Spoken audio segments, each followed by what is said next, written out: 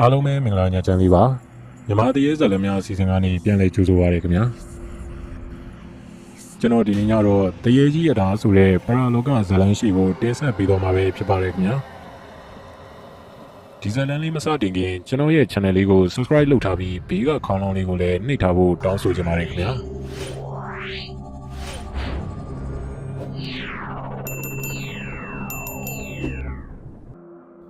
လွတ်လပ်ရေးကာလအညာဒေသရှိစီမီရွာလေးရဲ့ຫນွေကာလကသူရိန်နေမင်းနဲ့အပြိုင်တောက်ပစွာတဝဝင်လှုပ်ရှားနေတယ်။ရွာဝင်လမ်းအတိုင်းတရွေ့ရွေ့မောင်းနှင်သွားတဲ့လှဲရင်ကြော်တစီ။အဲ့ဒီလဲပေါ်မှာတော့ပိုးပြောလုံးကြီးဇာအင်ကြီးပါလေးနဲ့မျိုးဆန်စွာဝစ်စင်ချဲသားထားတဲ့အသက်20ကျော်အရွယ်အမျိုးသမီးတူလှဲရဲ့နောက်မှာတော့နွမ်းဖက်ဖက်အဝတ်စားနဲ့လူငယ်တစ်ယောက်အမျိုးသမီးကနသားရက်တောင်လေးကိုတဖြက်ဖြက်ခရင်နဲ့လှမ်းပြော့လိုက်တယ်။ပူလိုက်လိုက်တာနော်လှဲကလည်းမြန်မြန်မောင်းစမ်းမှာအိမ်ရောက်ချင်လာပြီဟဲ့စံဖီသွားစမ်းနေအိမ်ကိုပြေးပြော့ထားစမ်းငါပြန်လာတာအိပ်ရာပြင်ထားလို့ငါနားချင်လာပြီ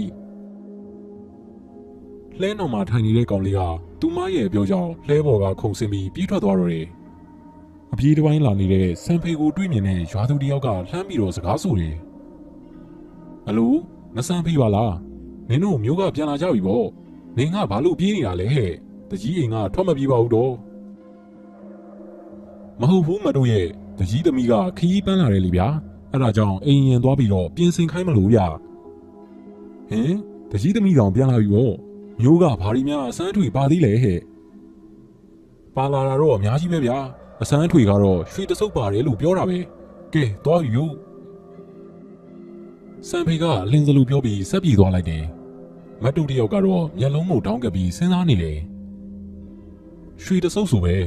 ဒါတဲ့တူပဲဟဲ့ရောင်းမရီစီကိုအမြန်သွားပြောရမယ်မတ်တုတ်ကအဲ့ဒီလိုစဉ်းစားပြီးတာနဲ့အပေါင်းအသင်းတွေရှိတဲ့စီကိုဦးတည်လိုက်တယ်ရွာလေရက်ကန်းစင်မှာရှိတဲ့ရွာသူတွေကမတ်တုတ်ရဲ့သတင်းကြောင့်တယောက်တစ်ပေါက်တွေပြောနေကြတယ်တကြီးသမီးကရွှေဝဲလာတယ်ဆိုတော့ပုံစံနေတော့မြင်ရကြည့်သေးရဲ့ဟိုတခါကသူ့မျိုးကပါလာတဲ့ဒေါင်းမရဲ့ကြီးဆိုလှချက်ကကန်းကုန်ချက်တော့ကျုပ်တို့ငမွဲတွေအဖို့တကြီးသမီးမျိုးကဝဲချမ်းလာတဲ့ဟာတွေကြည့်ပြီးတော့တရီယူဝါးနဲ့ကျင်းနေရတာမို့လားကဲလာကြ၏တောင်ပိုင်းကအေးစိန်တို့စီသတင်းပို့ရင်းနဲ့တကြီးအိမ်ကနေတွားကြကြရအောင်၏အဲ့ဒီနောက်မှာတော့ရွာသူတတိုင်းနဲ့ရွာသားတချို့ကတကြီးအိမ်ဘက်ကိုချီတက်သွားကြတော့တယ်တကြီးဦးပွင့်တယောက်နှစ်ထပ်ပြင်တော်ရင်ကြီးရဲ့အပေါ်တက်ကနေလှမ်းကြည့်ရင်းနဲ့မျက်လုံးပြူးသွားတယ်ဒါကြောင့်ဆေးပြင်းလိတ်ကြီးကိုပါဇက်ကဖယ်ထုတ်ပြီးတော့လှမ်းမိလိုက်တယ်ဟေးလူတွေများလာကြီးလားကွာငါဝိုင်းထဲကိုဘာလာလောက်ကြတာတော့အဲ့ဒီအချိန်မှာပဲစံဖေကဝိုင်းထဲကိုရောက်လာတယ်ရွာသားတယောက်ကတကြီးရဲ့အမေကိုမော့ကြည့်ရင်းနဲ့ပြန်ဖြေတယ်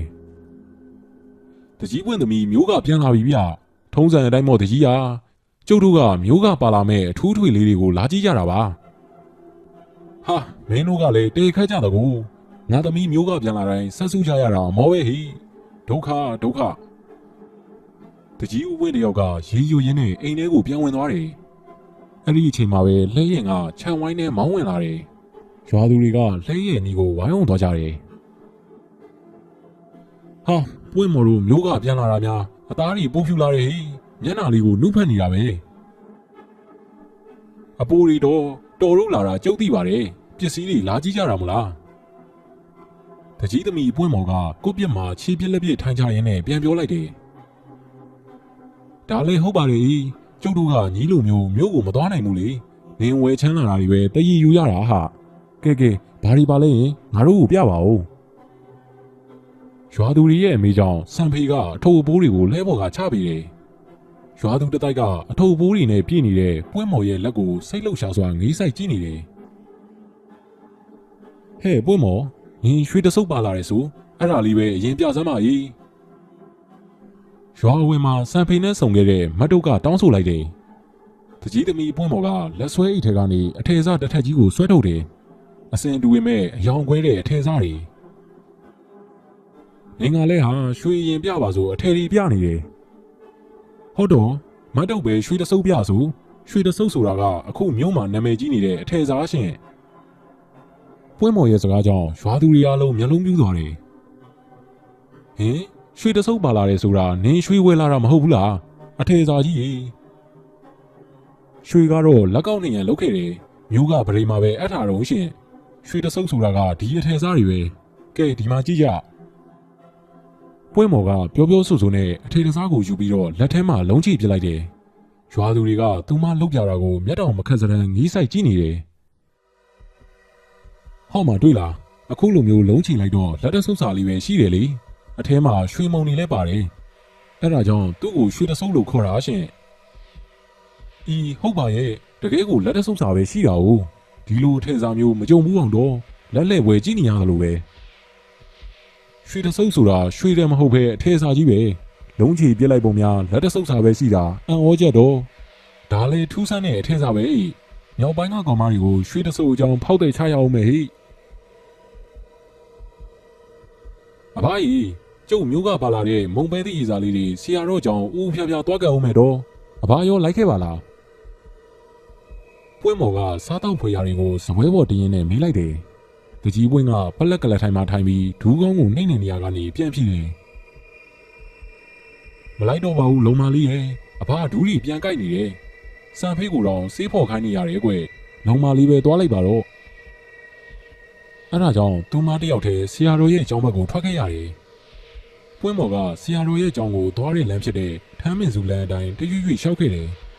ညနေချင်းဆိုင်ဘက်စီကနေလူတန်းကြားလိုက်ရတာကြောင့်ခေါင်းငိုက်ဆိုင်ရှောင်းနေရကနေသူမကလန့်ကြည့်လိုက်တယ်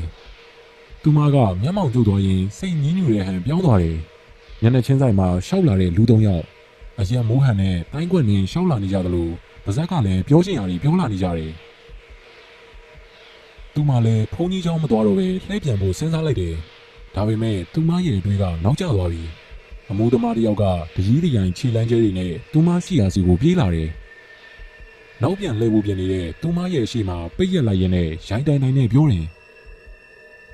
ဒါကဘဲလဲပြေးမလို့လဲပွင့်မော်ရဲ့မတွေးတာကြလို့ပူချောလာနေတယ်ကွာငါလေ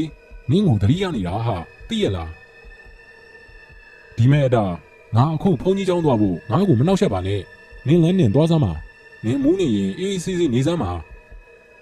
အတာဆိုတဲ့လူငယ်ကရက်ပလင်းကိုခါးချားကနေဆွဲထုတ်လိုက်တယ်ဟော်ရီရက်တော့လို့မူးနေတယ်လို့ထင်တာလားအရက်ကြောင့်ငါမမူးပါဘူးပွင့်မော်ရဲ့နင်းရဲ့လှပတွေကပဲငါ့ကိုမူးရစီတာပါဟာငါနင်းစီကအဖြေတောင်းထားတာကြာလာပြီလေဟာຫນွေလဲကုန်ပြီးမိုးရီလဲနှောင်းလို့တဆောင်းပြီးတဆောင်းအောင်ပြောင်းနေခဲ့ပါပြီငါ့ကိုအဖြေပြန်ပြီးပါတော့ပွင့်မော်ရပွင့်မော်ရဲ့မျက်နှာကဒေါသကြောင့်နီးမြန်းသွားတယ်ငါနင်းကိုဘယ်နှခါပြောခဲ့ပြီလဲနင်းလိုမျိုးတစ်ချိန်လုံးမူးယူနေတဲ့လူလက်ကြောမတင်းမဲနဲ့လေးလွင်းနေတဲ့လူကိုပေးစီဟာငါမှအဖြေမရှိဘူးနင်းဖယ်စမ်းပါဟာငါအဘနဲ့တိုင်ပြောလိုက်မှာနော်ဖယ်စမ်းအတာကသူမရဲ့ရှိကနေလက်ကိုကားစီးထားရင်းနဲ့အရက်ကိုမော့ချလိုက်တယ်နင်းအဖေနဲ့တိုင်မလို့လားငတာတို့ကတကြီးထိတ်တုံးလဲဂယူးမဆိုင်ဘူးနော်နင်းဘာဖြစ်နေတာလဲနင်းကတကြီးသမီးရုပ်ရည်ရှိတယ်ငွေရှိတယ်ပညာတတ်တယ်အေးဒီမှာကြည်စမ်းပါဟာငါဆိုတဲ့ကောင်ကလည်းလဲရှင်သားရုပ်ရည်ရှိတယ်ငွေရှိတယ်ပညာတတ်တယ်ရွှေရွှေချင်းထက်တော့ပို့ပြီးတော့မမြတ်ဘူးလားပွင့်မော်ရဲ့နင်းအသက်လို့မာနာကြီးမနေစမ်းပါနဲ့ဟာငါ့ကိုချစ်တယ်လို့ပဲပြန်ပြောလိုက်စမ်းပါအေးဟုတ်တယ်နင်းနဲ့ငါကအစင်တန်းတူတယ်ဒါပေမဲ့မတူတာကဇာရိတ်တာပဲနင်းရဲ့အကျင့်တွေကိုငါမကြိုက်ဘူးနင်းလိုမျိုးအရက်တော့ကြက်တိုက်နေတဲ့ပတ်စံဝါလာကိုလည်းငါဘယ်တော့မှအထင်မကြီးဘူးဘယ်တော့မှလည်းမကြိုက်ဘူးနင်းကငါယွန်းနေဟဲ့အဲ့ဒါကိုသိတဲ့အထိမှတ်ထားပွင့်မော်ရဲ့မားထန်းတဲ့စကားကြောင့်အတားရဲ့မျက်နှာတင်းမာသွားတယ်သူမကိုစိုက်ကြည့်ရင်နှကန်းကိုဖိကိုက်လိုက်တယ်အဲ့ဒီအချိန်မှာပဲအတားရဲ့တပည့်နှစ်ယောက်ကလည်းသူတို့အနားကိုရောက်လာတယ်ငါ့ကိုယွန်းနေဟုတ်လားအေးယွန်းတေးအောင်ယွန်းဟောဒီမှာကြည့်အတာကပြောဆိုနဲ့အရက်ပလင်းနဲ့သူ့ရဲ့ခေါင်းကိုပြန်ပြီးတော့ရိုက်ပလိုက်တယ်အမတ်မထင်ဖြစ်ရဲ့ကြောင့်သူမလည်းကြောင်အန်းသွားတယ်မြင်မီလားပွင့်မော်ငါကောင်းကသွေးတွေဒါကိုကြည့်ထားဒါသစ္စာပဲငါနင်းကိုရအောင်ယူမယ်တကြီးသမီးပွင့်မော်ကလဲရှင်းသားအတာအတွက်ပဲဖြစ်စေရမယ်ငါကောင်းကသွေးတွေနဲ့တိုင်တယ်ပြီးတော့သစ္စာဆိုတယ်ပွင့်မော်နင်းကငါအတွက်ပဲအဲ့ဒါကိုနင်းသေးတဲ့အထိမှတ်ထားလိုက်အောင်မလေးတော့သားလေးတာငါသားလေးဘလို့ဖြစ်လာတာလဲသွေးရည်နေပါလားပြောင်းမှုဘက်ဆေးလိပ်ဖွာရင်ကိုပြည့်ထက်မှထိုင်နေတဲ့ဒေါ်စိန်ခက်ကသားဖြစ်သူရှိတဲ့စီကိုပြေးလွှားသွားတယ်ခေါင်းကရိုးစီးကြတဲ့သွေးကြောင့်အတားရဲ့မျက်နှာတစ်ခုလုံးချင်းချင်းနီးနေပြီဒေါ်စိန်ခက်ကအတားကိုတွေးရင်းနဲ့ကိုပြည့်စီခေါ်သွားတယ် ကြီးတော်သားဗျာတကယ်လူစွမ်းကောင်းလုပ်တယ်မိမတယောက်အတွက်များကိုကောင်းကိုရိုက်ခွဲရတယ်လို့အံ့ရောပြူ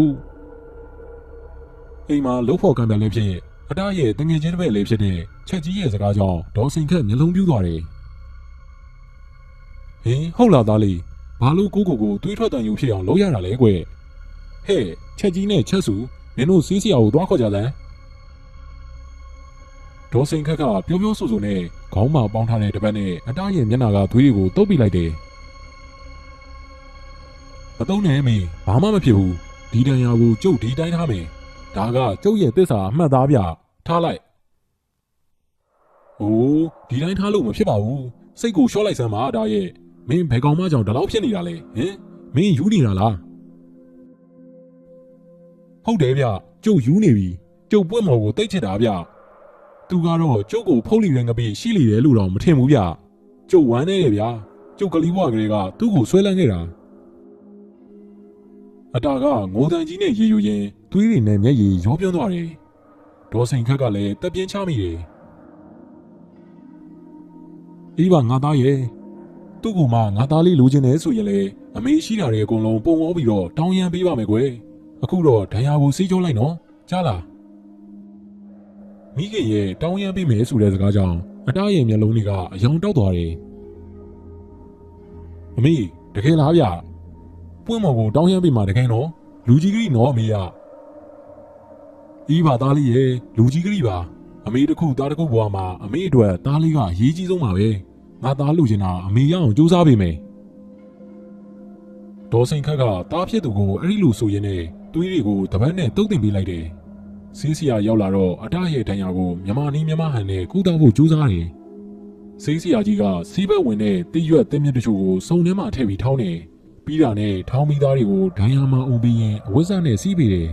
ရောဆက်ထားတဲ့ဆေးမုံတွေကိုစက်ကုံနဲ့တထုပ်စီထုတ်ပိုးတယ်ကဲဟောဒီမှာတောက်ရမယ့်ဆေးမုံတွေတနည်းကို၃ချိန်တောက်ပါဒဏ်ရာကိုရေမထိပါစေနဲ့ဆေးဆရာကြီးလည်းကိစ္စတွေပြီးတော့ခြေကြွားကယူပြီးပြန်သွားတော့တယ်ပွင့်မော်တယောက်ရေမိုးချိုးပြီးတနခါသွင်းနေတော့ရှိသေးတယ်အိမ်ရှိစီကနေအိမ်ထဲကိုဝင်လာရင်လန့်ပြော့တဲ့မတုတ်ရဲ့အတန်ကိုကြားလိုက်ရတယ်အမေပွင့်မော်တို့များတနခါလေးသွေးပြီးတော့အေးစီးစီးကိုလိမ့်နေပါလားနေနိုင်ချက်တော့ဟိုတယောက်ကဖြင့်ငါမပြောလိုက်ချင်ဘူးအိမ်ခန်းထဲကိုဝင်ချင်းပြောလိုက်တဲ့မတုတ်ရဲ့စကားကြောင့်သူမကဘကွက်ကွက်နေရကနေပြန်ပြောတယ်အလူကြီးတော့ဘဲနဲ့ကျုပ်ကိုရမ်းနေရတော့ကျုပ်ကအေးဆေးမနေလို့ဘလူနေရမှာလဲဘသူတွေဘာဖြစ်ကြပြန်တာတော့မတုတ်ရဲ့ဩဘသူရှိရမလဲအတားပေါ့ညီကြောင်သူကောင်းကွဲသွားတယ်ဆိုဆေးဆရာကြီးနဲ့တွေ့လို့ပြောတာပြောစမ်းမအောင်ဘလူဖြစ်ကြတာတော့အိုးကျုံနဲ့မဆိုင်မောင်တော့ဒီကောင်ကကျုပ်ကိုနှောက်ယှက်တာကြားပြီလေမတုတ်တို့လည်းတည့်ရသားနဲ့မနေ့ကကျုပ်ဆရာတော်ကြောင်သွားတာလမ်းမှာသူ့ဟာသူမူးယူပြီးတော့ဓပြဟောင်းအကြောင်းထွက်တာပါတော့ပြီးတော့သူ့ဟာသူခေါင်းကိုပလင်းနဲ့ရိုက်ပြတာကျုပ်နဲ့ဘာမှမဆိုင်ဘူးမတုတ်ရဲ့လူစွမ်းကောင်းလှုပ်ချင်တာကိုခံပြီးတော့ပဲဟိငါတာအမှုကျုပ်ကိုမပတ်ချင်ပါနဲ့တော့ငါတာကညီးကိုလွတ်ကြိုက်တာသူခင်ဗျားလဲတနာပါလေသူ့မှာကြက်တိုက်တာနဲ့ရဲတောက်တာလေးပဲရှိတာပါရုပ်ကလေးကလည်းဘိုင်းစကုံမင်းသားလိုချောတာငွေကလည်းကြီးရက်ပဲညီးဒီလောက်တော့ပြက်ခါကမလုံးသင့်ပါဘူးတနာစရာကြီးကျုပ်ကတော့မတနာနိုင်မောင်တော့တနာရင်တော့ဟာတော့ကြိုက်လိုက်ပါလားအချစ်ဆိုတာလုံးယူလို့မရဘူးအပြိုကြီးရဲ့ကျုပ်စိတ်ကမှသူ့ကိုမချစ်ပဲပြောင်းလဲလို့မရဘူးလေပွင့်မော်ရဲ့ပြောကြောင်းမတုတ်ကမျက်လုံးပြူးသွားတယ်ငါတာကဘိုင်းစကုံမင်းသားနဲ့တူလို့ကျုပ်ကကြိတ်ပိုးချင်နေတာနော်ကျုပ်ကိုမကြိုက်လို့ပေါ့သူ့အတွက်ဆိုရင်မိတုတ်တို့ကပုံပေးဖို့စင်တယ်မဲ့ဟိဩပုံဆိုလို့အဝိတ္တိပုံနေပြီတော်ကြီးလျှော်ခဲ့ပါဦးမတုတ်ရဲ့လျှော်ကားကတော့ထုံးစံအတိုင်းလုံကြီးတကွင်းပေးမှာပါမတုတ်ကအခန်းတောင်းမှာပုံထားတဲ့အဝိပုံကိုလှမ်းကြည့်လိုက်တယ်ပြင်းလို့စကားပြောရမလားမှတ်ပါတယ်အဝိကလျှော်ရအောင်ပါပေါ့လုံကြီးတကွင်းမျက်နှာကြောင့်လျှော်ပါမယ်လျှော်ပါမယ်လုံမလေးဘယ်ရောက်နေလဲကွဟောဒီမှာဧည့်သည်တွေရောက်နေတယ်ခဏလာပါအောင်ကွပွင့်မော်ကခေါင်းပြီးနဲ့အမြန်ဖိပြီးတော့သပင်ကိုဖားရချထားလိုက်တယ်ခေါင်းလျှော်ထားတာကြောင့်တင်ပါကြော်တဲ့သပင်တွေကဖြောင်းဆင်ပြီးကျနေတယ်လာပြီဖားကျုပ်လာပြီတော့ အိမ်ကန်းရဲ့အပြင်ကိုထွက်လိုက်တော့ဖျားစင်ရှိဖြာကျောဘက်မှာထိုင်နေတဲ့ဧည့်သည်နှစ်ယောက်လာလေးလုံမလေးရဲ့မျိုးကဘာရဲ့မိတ်ဆွေတွေပါကွတကြီးပွင့်ကသမီးဖြစ်သူကိုအနားကိုခေါ်ပြီးတော့ဧည့်သည်တွေနဲ့မိတ်ဆက်ပေးတယ်ဟောတာကအဘရဲ့တငယ်ချင်းထောင်ပိုင်ကြီးဦးအောင်မြင့်နဲ့ဒါကတော့အုံးမြင့်ရဲ့သားလေးချစ်မြိုင်နေကွာအရာရှိပေါက်စဆိုပါတော့ကွယ်ဧည့်သည်သားအဖကသူမကိုအပြုံးနဲ့နှုတ်ဆက်ကြတယ်တွေ့ရတော့ဝမ်းသာပါတယ်ရှင်ကျမကပွင့်မော်ပါသူမရဲ့နှုတ်ဆက်တန်းကြောင့်အရာရှိပေါက်စချစ်မြိုင်ကပြုံးဆိုင်ကြည့်ရင်းနဲ့ပြန်ပြောတယ်ပွင့်မော်လူသမီးကျော်လေးရထားတာအန်ကယ်ပွင့်အတွက်တော့ဂုံတက်စရာပဲဗျာတွေ့ရတာဝမ်းသာပါတယ်ချစ်မြိုင်ရဲ့စကားကြောင့်တကြီးဝင်းကလည်းပြုံးပြုံးကြီးဖြစ်သွားတယ်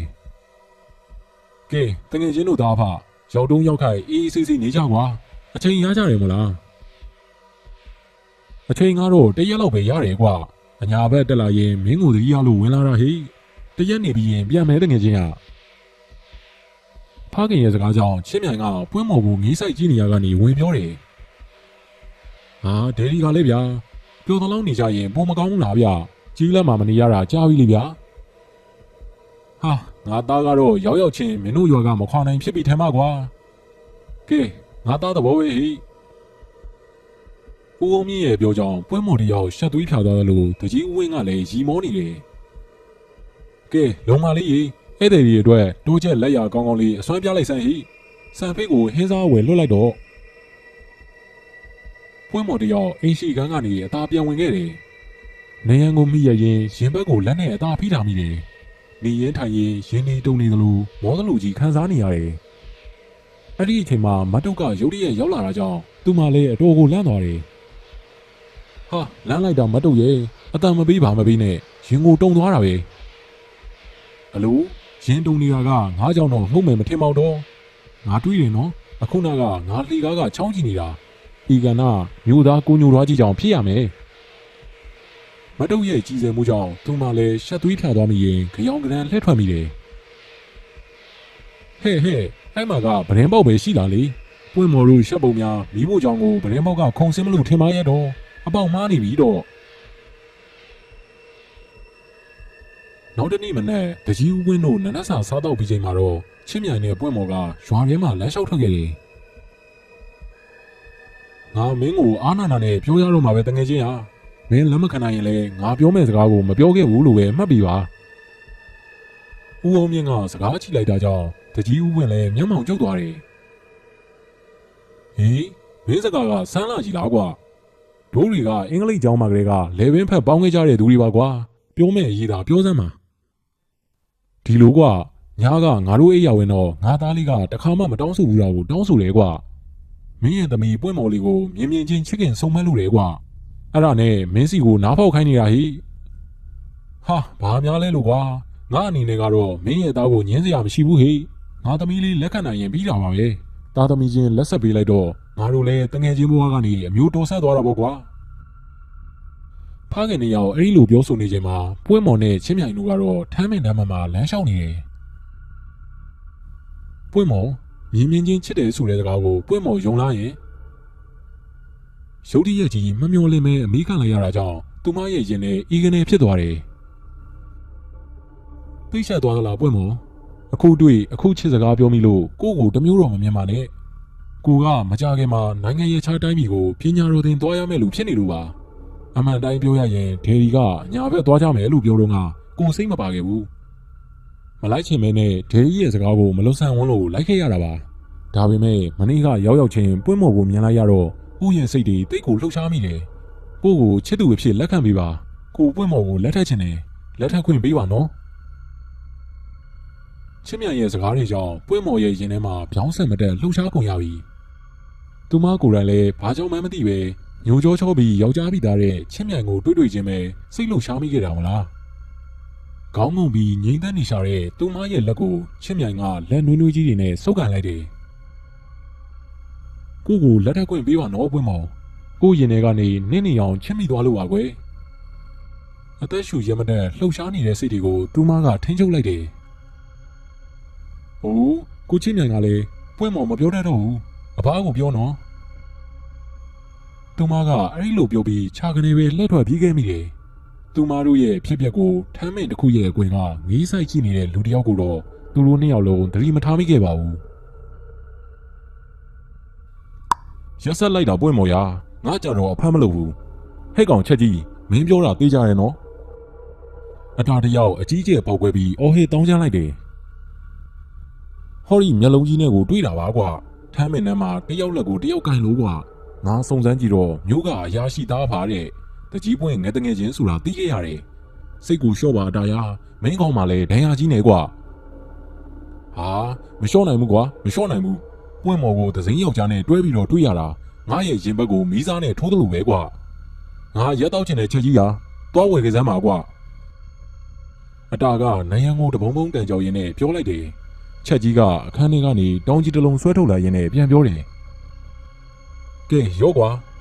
မင်းမူးချင်းနေတာသိလို့နေလေကလေးကကြိုးဝေခဲ့တာငွေတော့မပေးရသေးဘူးကွာမင်းနောက်နေ့မှပဲပေးလိုက်တော့ဒါနဲ့ဒေါ်လီကမတွေးပါလားအမေမရှိဘူးကွာဆရာတို့ကြောင့်သွားတယ်ဩဟုတ်လားအေးဒါဆိုရင်ကြောင်ရင်နဲ့ဘာရှိမလဲမသိဘူးငါမြည်သွားရှာလိုက်အောင်မယ်ဟိ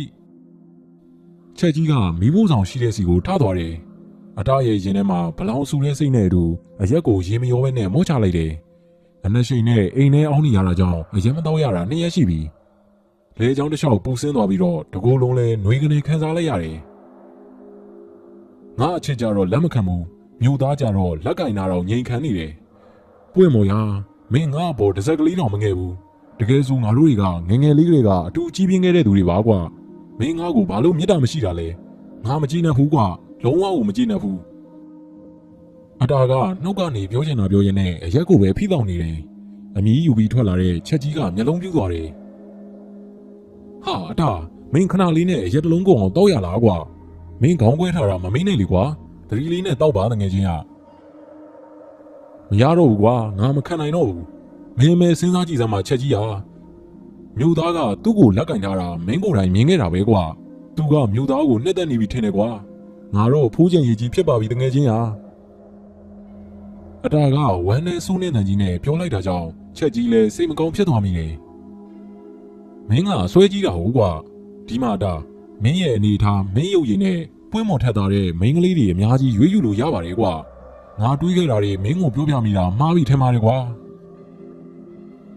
မင်းမမှားဘူးချက်ကြီးမှားတာကငါကွာမိနေတဲ့ပန်းကိုတော့ရအောင်မစွတ်နိုင်တာငါသိညံ့လို့ကွာမင်းပြောတာမှန်တယ်လှပတဲ့မိန်းမတွေကအများကြီးကွာအေးဒါပေမဲ့အဲ့ဒါငါရဲ့ပွင့်မော်လေးမဟုတ်ဘူးကွာငါကသူ့ကိုပဲပိုင်းဆိုင်နေတာငါဘာလို့ရမလဲတကယ်ချင်းဟာပြောစမ်းပါဦးရင်းဖွင့်စကားနဲ့အတူငိုလိုက်အယမ်းမောလိုက်လုံနေတဲ့အတားကိုကြည့်ရင်းနဲ့ချက်ကြီးလေခေါင်းရမ်းလိုက်မိတယ်အေးပါကွာမင်းခံစားရတာငါသိပါတယ်အရက်ကြီးလေမောမနေနဲ့ဦးအမီးလဲစားအောင်ကွာဟောဒီမှာကြက်ကြော်ရှိတယ်စားလိုက်ရတာချက်ကြီးကအတားရဲ့လက်ထဲကိုကြက်ပေါင်ကိုတင်းထည့်ပြီးတယ်ချက်ကြီးမင်းရှိလားကွာအေးရှိတယ်ဟိဘာတော့ကွာဆရာတော်ကျောင်းကနေဒေါ်လေးစိန်ခက်ကမင်းကိုခေါ်ခိုင်းလိုက်တယ်ပစ္စည်းတင်စရာရှိလို့လာခဲ့ပါဦးနဲ့အဲ့ဒါလာပြောတာကွာငါတော့သွားပြီဟိဩအေးအခုပဲငါသွားလိုက်မယ်ညနေနေဝင်ရီတရောချိန်တကြီးဦးပွင့်ရဲ့နှစ်ထပ်ပြင်တော်ရင်ကြီးပေါ်မှာတကြီးသားဖနဲ့ဧည့်သည်သားဖမျက်နှာစုံကြီးရှိနေကြတယ်ပွင့်မော်ကလူကြီးသူမရှိရှက်ရွတ်နဲ့ဟန်နဲ့ခေါင်းငုံရင်ဖြာကိုအဓိပ္ပာယ်မဲစွာလက်သေးနဲ့ချစ်နေမိတယ်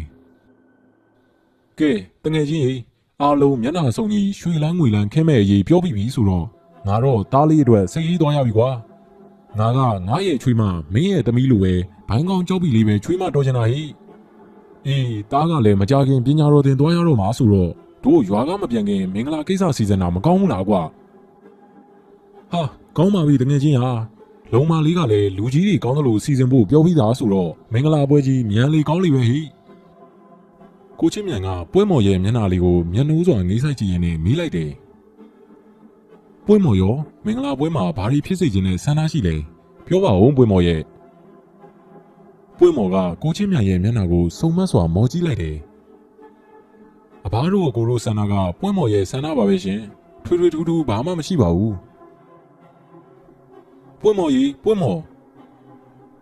အဲ့ဒီအချိန်မှာပဲနားထဲမှာခက်တက်တဲ့ကြားလိုက်ရတဲ့အတန်းကြောင့်သူမကခေါင်းငယ်ပြီးခြံဝိုင်းပြင်မကိုလှမ်းကြည့်လိုက်တယ် အမောင်တို့ကအနှဲငယ်ကြီးစိုးနေတာကြောင့်ဘာမှမမြင်ရဘူး။ပွင့်မော်ဘာဖြစ်လို့လဲအပြင်ကိုလှမ်းကြည့်နေတာဘာရှိလို့လဲ။အော်ဘာမှမဟုတ်ပါဘူးကိုရဲ့ခေါ်တန်ကြားလာလို့ပါ။ပွင့်မော်ကတော့မင်္ဂလာပွဲအတွက်စိတ်လှုပ်ရှားနေပုံရတယ်။အကုန်ဖြင့်ဘာအတမ်းမှမကြားမိပါဘူးဗျာ။ကိုချင်းမြန်ကသူ့မကိုလှမ်းပြီးကြည်စဲလိုက်တယ်။မနှက်ကြရင်ဆရာတို့ကြောင့်သွားပြီးနေကောင်းရက်တာရွေးခိုင်းရမယ်ဟိ။ငါလုံမလေးမင်္ဂလာဆောင်ကြီးကိုအညာတကြောမှာအကြီးဆုံးဖြစ်စေရမယ်။တငယ်ချင်းအုံးမြေဇရိတ်တွေအားလုံးငါပဲတာဝန်ယူမယ်ကွာ။တကြီးဖြိုးတကြီးဟီ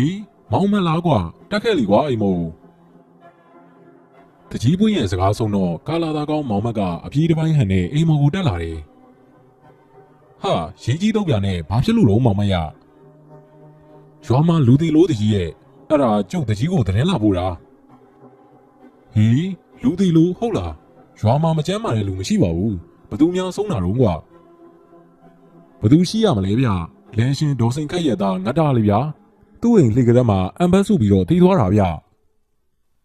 မောင်မရဲ့ပြောကြောင်းတကြီးဦးဝင်းနဲ့ပွင့်မော်တို့ကဟာကနေဖြစ်သွားတယ်မျောလေးမဲအတားသိဆုံးတဲ့တဲ့ရင်ကတရွာလုံးကိုကြဲရိုက်သွားတယ်တကြီးဦးဝင်းနဲ့ရွာသူရွာသားတွေကလန်ရှင်ဒေါ်စိန်ခက်ရဲ့အိမ်ထဲကိုစုပြုံရောက်ရှိနေကြတယ်အိမ်ရှိလှေကားတက်မှာမောက်ရက်ကြီးလဲကြပြီးတော့သိဆုံးနေတဲ့အတားညနာတစ်ခုလုံးအမ်ဘတ်တီပေးချန်နေတယ်လို့မျက်လုံးအစုံကလည်းဖြူးရနေတယ်အလောင်းရင်ဘေးမှာဒူးထောက်ထိုင်နေတဲ့ဒေါ်စိန်ခက်ကဘသူမှဖြောင်းပြလို့မရအောင်ရင်ဘတ် CDB ငိုကြွေးနေတယ်အဖြစ်ဆိုးလိုက်တဲ့ငါရဲ့သားလေးအမေဘလို့ဖြေရမလဲကွလောကကြီးမှာမိမရှားသလားဟဲ့မိမတယောက်အတွက်နဲ့အရက်ကိုအလွန်တော့ရလားအတားရဲ့အမေကတော့နင့်အတွက်ရေထုမနာဖြစ်ရပြီငါသားရဲ့ဒေါ်စိန်ခက်ကအဲ့ဒီစကားကိုပဲတပြားဟောင်းအကြောင်းတက်လို့ပြောဆိုပြီးငိုယိုးနေတယ်စိတ်ကိုလျှော့ပါဗျာကံကြမ္မာဆိုတာဘယ်သူမှကြိုးမျောလင့်မထားပါဘူးဗျဖြစ်ပြီးမှတော့လက်ခံဖို့ပဲရှိပါတော့တယ်တကြီးဦးပွင့်ရဲ့နှစ်သိမ့်စကားကြောင့်ဒေါ်စိန်ခက်ကစက္ကနဲ့မောကြည့်တယ်ဘာလို့လက်ခံရမှာလဲကျုပ်သားကငယ်ငယ်လေးရှိသေးတာဒါရှင့်သမီးကြောင့်ဖြစ်ရတာစိတ်ကိုထိန်းစမ်းမှာမစိန်ခက်ကျုပ်သမီးကအိမ်မှာထိုင်းနေတာခမားသားကိုဘာမှမလုပ်ဘူးသူများတွေတမျိုးတမယ်ထင်အောင်ရှောက်မပြောစမ်းပါနဲ့ဗျာကျုပ်ကရှောက်ပြောနေတာမဟုတ်ဘူးတော့ကျုပ်ကိုချက်ကြီးအားလုံးပြောပြတယ်တော်သမီးကမျိုးသားကိုနှစ်သက်နေလို့ကျုပ်သားလေးတအားစိတ်ညစ်ပြီးတော့အရက်တီကျွမ်းအောင်တောက်လိုက်တာတော်ကြီးမယုံရင်ဒီမှာလာကြည့်စမ်းပါဒေါ်စိန်ခက်ကတကြီးပွင့်ရဲ့လက်ကိုစောင့်ဆွဲပြီးတော့အိမ်မော်ကိုခေါ်သွားတယ်ကဲဟောဒီမှာကြည့်ဒါကထင်ရှားတဲ့တက်တီပဲတော့ဒေါ်စိန်ခက်ညွန်ပြတဲ့နေရာကိုတကြီးပွင့်ကြည့်လိုက်မိတယ်ညောင်များလာတဲ့အရက်ပလင်းကိုနေကျမ်းမြေပေါ်မှာပွားကျင်းနေသလိုနေရံမှာလည်းမီးသွေးခဲနဲ့ရေးချထားတဲ့စာချောင်းတွေကိုတွေးလိုက်ရတယ်ပွင့်မော်မင်းသိရက်ဆက်တယ်ငါမင်းကိုရင်ကွဲမတက်ချစ်တာကွာမဟုတ်ဘူးမင်းကငါသူများလက်ထဲအပါမခံနိုင်ဘူးမင်းကငါရအောင်ယူမဲပွင့်မော်အဲ့ဒီစာတွေကြောင့်တကြီးဦးပွင့်ကခေါင်းကိုခါရမ်းလိုက်တယ်ရွာသူရွာသားတွေကလည်းအိမ်ပေါက်ဝက်ကနေအလူရက်ပဲချောင်းမြောင်းကြည့်ရှုနေတယ်အေးမောင်တာရဲ့အပူသောကလည်းမသိပါလားကွအားလုံးပဲသိရအောင်ကျုပ်တခါလေးပြောမယ်ကျုပ်သမီးကိုအရာရှိလေးမောင်ချစ်မြိုင်နဲ့မကြခင်မှာကြီးကြီးကျယ်ကျယ်လက်ဆက်ပေးမှာပါလုံမလေးကလည်းမောင်ချစ်မြိုင်ကိုလက်ခံနိုင်တဲ့အနေအထားရှိလို့နှစ်ဦးနှစ်ဖက်ပြေးလည်နေကြပါပြီမစိန်ခက်ရဲ့သားအတွက်တော့ကျုပ်လည်းစိတ်မကောင်းပါဘူးဒါပေမဲ့ဖြစ်ပြီးမှပြောင်းလဲလို့တော့မရတော့ဘူးရအတာကရုတ်တရက်တေးဆုံးတဲ့အစိမ့်တီဖြစ်နေတယ်အဲဒါကြောင့်ရွာရဲ့ဓလေ့အတိုင်းအလောင်းကိုညာရင်းချင်းရွာပြင်ထုတ်ရလိမ့်မယ်ကာလာသားကောင်းမောင်မတ်တို့တွေနာရီအတွက်ပြင်ဆင်ကြပါတကြီးဦးဝင်းကပြောစရာရှိတာပြောပြီးတော့ဒေါ်စိန်ခက်ရဲ့အိမ်ထဲကနေပြန်ထွက်သွားတယ်စာနာစိတ်မရှိတဲ့လူကြီးနင့်သမီးကြောင့်ငါသားတေးရတာလုံးဝမကြည့်ဘူးဟေ့အဲ့ဒီနေ့ညတကောင်ရံပြီးတော့ကာလာသားကောင်းမောင်မတ်တို့အဖွဲ့ကအလောင်းတင်ထားတဲ့ဝက်ကကြီးကိုမှရင်ရွာနောက်ဘက်ကိုတရွေ့ရွေ့ရှောက်ခဲ့ကြတယ်ရွာနောက်ဘက်မှာရှိတဲ့တင်းချိုင်းမြေကိုရောက်တော့ဇရက်ပေါ်မှာရှိတဲ့အလောင်းစင်မှာဝက်ကကိုတင်လိုက်ကြတယ်ရွာသားတချို့ကကိုင်းဆောင်လာတဲ့မီးတို့တွေကိုဇရက်ပေါ်ကတိုင်းနေမှာစိုက်လိုက်တာကြောင့်ဇရက်တစ်ခုလုံးလင်းထိန်သွားတယ်မောင်မတ်ကဇရက်ကျမ်းပေါ်မှာအသိယူလာတဲ့ဖျားချမ်းခင်းပြီးတော့ထိုင်ချလိုက်တယ်ကျန်တဲ့လူတွေကလည်းကိုစီယူဆောင်လာတဲ့ပစ္စည်းအစုံလင်ကိုဖျားပေါ်ကိုတင်လိုက်တယ်အားလုံးပေါင်းရွာသား10ယောက်ဇရက်ပေါ်ဝိုင်းဖွဲ့ကြသလိုသူတို့ရဲ့ရှေ့မှာတော့ဖဲထုတ်တထုပ်အရက်ပလင်းတချို့နဲ့ပဲကြီးလော်ထုတ်တွေပါရွာမှာအစိမ့်စီမပေါ်တာကြာရောပေါ့ကွာအတခမညာတနာစရာကြီးပါကွာ ခေါင်းကွဲလို့အိမ်တွင်းရောက်မှအံဖက်ဆိုပြီးတေးရတယ်လူကွာတောက်ဖို့တယောက်ရော့သွားတာစိတ်မကောင်းဘူးဟဲ့အတာကြီးကတကြီးသမီးကိုတိတ်ကြိုက်တာဗျ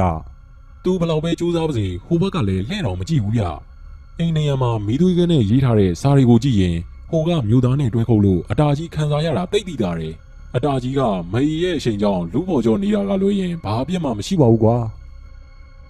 သူတို့တွေကတယောက်ကအဲ့ဒီလိုပြောလိုက်တဲ့အချိန်မှာချက်ကြီးတယောက်မျက်ရည်ဝဲတက်သွားတယ်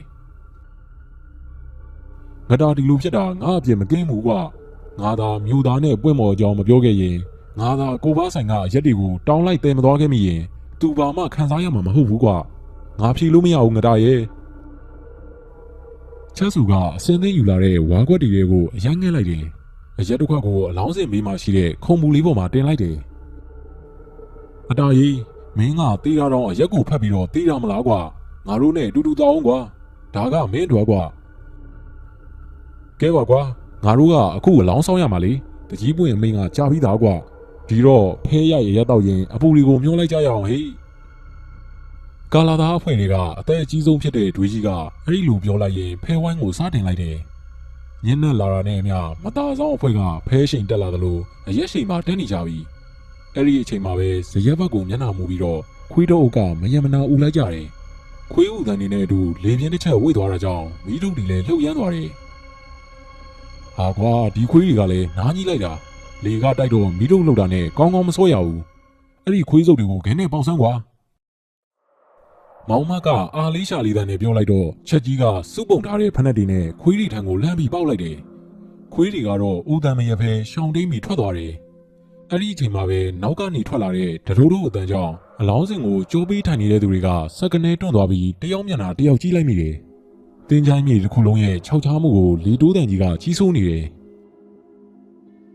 ဟဲ့ကောင်လေးမင်းတို့နောက်ကလောင်းစင်ကလှုပ်နေတယ်လို့ပဲကွာစင်နဲ့မျက်နှာချင်းဆိုင်ထိုင်နေတဲ့ချက်စုကလမ်းညိုးထိုးရင်ပြောလိုက်တယ်တကယ်လေအလောင်းစင်ကြီးကဒရိုးတို့အတန်းမြည်ရင်လှုပ်ရမ်းနေတယ်အရက်ရှိန်တက်ပြီးတော့ဖဲချက်တီစီကိုပဲအာယုံရောက်နေတဲ့ဂါလာသားတွေကဂယုမဆိုင်နိုင်ပါဘူးဟာလှုပ်ယုံမကားလို့ထလာလဲဘာမှမဖြစ်ဘူးဟေ့အတားကြီးငါတို့နားတော့မနေနဲ့နော်မင်းရဲ့ချစ်ချစ်လေးစီသွားဟေ့ရွာလန်းတစ်လျှောက်တိတ်ဆိတ်မှုကိုခွေးဥတန်စိုးကြီးကလွှမ်းမိုးထားတယ်တင်းချိုင်းဘက်ကနေရွေလျားလာတဲ့ခွေးတုံးနဲ့အတူယောက်ျားတစ်ယောက်ရဲ့အရေးကြီးကရွာလေးကိုတရွေ့ရွေ့နဲ့ချင်းကပ်လာတယ်နာရီရင်ဖြစ်တဲ့လေရှင်ဒေါ်စိန်ခတ်တွေမဲ့မီးရောင်လင်းနေလို့လူသားတွေကြားနေရတယ်ဒေါ်စိန်ခတ်ကတော့သားစိတ်ကြောင့်တတိယတစ်ချက်မိတစ်ချက်ဖြစ်နေရှာတယ်အဲဒါကြောင့်ဆေးဆရာကြီးကိုအိမ်ကိုခေါ်ပြီးပြင်ထားရတယ်ရွာသူတချို့ကဒေါ်စိန်ခတ်နားမှာရှိနေတာကြောင့်ဆေးဆရာကြီးကကိုယ့်ပစ္စည်းထွက်ပြီးစီးလိပ်ဖွာရှိုက်နေတယ်အဲ့ဒီအချိန်မှာပဲရွာသားနှစ်ယောက်ကသူ့ရဲ့အနီးကိုလာထိုင်ရင်းစကားလာပြောတာကြောင့်၃ယောက်သားစကားပြောဆိုနေတယ်ခွေးတွေကဦးလာကြီးလားဆရာကြီးကရွာတွေကကလေးတွေတော့လမ်းနှုံကုန်တော့မှာပဲဗျာရွာမှာနာရေးရှိနေတာဟုတ်ကွယ်နာရေးရှိလို့ခွေးဦးတာဘာမှမထူးဆန်းပါဘူးမင်းတို့ကကြောက်လို့လားကွာယောက်ျားတွေပဲကွာကြောက်တာတော့မကြောက်ဘူးဗျအဲ့ဒီအတန်ကြားရင်ကြောတွေကစိတ်နာဆရာကြီးခွေးဦးတန်ကအိမ်နဲ့နီးကပ်လာတာကြောင့်ပို့ပြီးတော့စူးစူးဝါဝါကြားလိုက်ရတယ်ဟာဆရာကြီးတို့ဟိုမှာကြည့်ပါဦးဗျကိုပြစ်ပေါ်မှာထိုင်နေတဲ့ရွာသားတစ်ယောက်ကနာရီရင်ရဲ့ခြံဝါးစီကိုညွှန်ပြလိုက်တယ်။၃ယောက်သားကြီးလိုက်မိတဲ့အခါမှာတော့ခြံဝါးမှာတစောင်းနေထားနဲ့ရက်နေတဲ့ယောက်ျားတစ်ယောက်ရဲ့ရေကိုတွေးလိုက်ရတယ်။အိမ်ထဲကအောက်လန်းတဲ့မီးရောင်ကြောင့်ကိုပြစ်ပေါ်မှာရှိတဲ့လူတွေကပဲအရေးလောက်လန့်မြင်ရတယ်။သူတို့လန့်ကြည့်နေတော့မှပဲအဲ့ဒီရေကရှေ့ကိုဆက်လျှောက်သွားတယ်။ဒါအတားပဲဖြစ်မယ်ဆရာကြီးရဲ့ကြိုးချမ်းလိုက်တာဗျာ။တရေဆိုတာကိုအခုမှပဲမြင်မှုတော့တယ်။ဟုတ်တယ်ဟာအတာကညာကားမှစုံးထားတာပြီးတော့အစိမ့်စီကြီးကျုပ်တို့တော့၆ခံရပြီဗျာရွာသားနှစ်ယောက်ရဲ့ပြောကြောင်းစီးစရာကြီးကစီးလိပ်ဖွာရင်နဲ့ပြန်ပြောလိုက်တယ်ငါလည်းမင်းတို့လိုမြင်လိုက်ပါတယ်ကွာအတာလာတာဆိုရင်သူ့အိမ်ထဲကိုသူဝင်လာမှာပေါ့အခုကရှေ့ဆက်သွားတာလေကွာရွာတွေကငှက်ပြစ်တဲ့တယောက်ယောက်ဖြစ်ပါလိမ့်မယ်စီးစရာကြီးတို့အဲ့ဒီလိုပြောနေတဲ့အချိန်မှာပဲယောက်ျားရိတ်ကခြံဝိုင်းတစ်ခုရှိကိုရောက်ရှိသွားတယ်ဆိုးဆိုးဝါးဝါခွေးဥတန်ကြောင့်တကြီးဦးပွင့်တို့တိန်လုံးအိတ်လို့မရပါဘူးဦးပွင့်ကဧည့်သည်တွေကိုအားနာတာကြောင့်အိမ်မော်ကနေလှမ်းပြီးခွေးတွေကိုနီးမျိုးမျိုးနဲ့ခြောက်လန့်ထုတ်တယ်ဒါပေမဲ့ခွေးတို့ကပေကပ်ပြီးတော့သူ့အိမ်ရှိမှရက်နေတယ်ဟဲ့ကောင်စမ်းဖေးထားစမ်းပါကွာ အိမ်ရှိမှမင်းပထွေတွေဦးနေလားမကြောက်လားငါဧည့်သည်တွေအေးကြီးပြက်လိမ့်မယ်ရေနဲ့ပတ်ပြီးတော့မောင်းထုတ်လိုက်စမ်းကွာစံဖီလည်းအိတ်ဆုံမုံမွားနဲ့ထားရင်ရေပုံးဆွဲပြီးတော့ထွက်သွားတယ်ပွင့်မော်ကြီးပွင့်မော်အိမ်မောကြနေတဲ့သူမှနာမည်ခေါ်တဲ့ကြောင့်စက္ကနဲ့လန့်လို့သွားတယ်ဒီအတန်အခုလိုမျိုးလေးလေးပင်ပင်ကြီးခေါ်လိုက်တဲ့အတန်နေဝင်ကြီးတရောအချိန်တုန်းကကြားခဲ့တဲ့အတန်မှာအဲ့ဒီခေါ်တဲ့ကိုကြားပြီးတော့သူမရဲ့အိမ်ပေါ်ကိုမောင်းမက်ရောက်လာတာလေ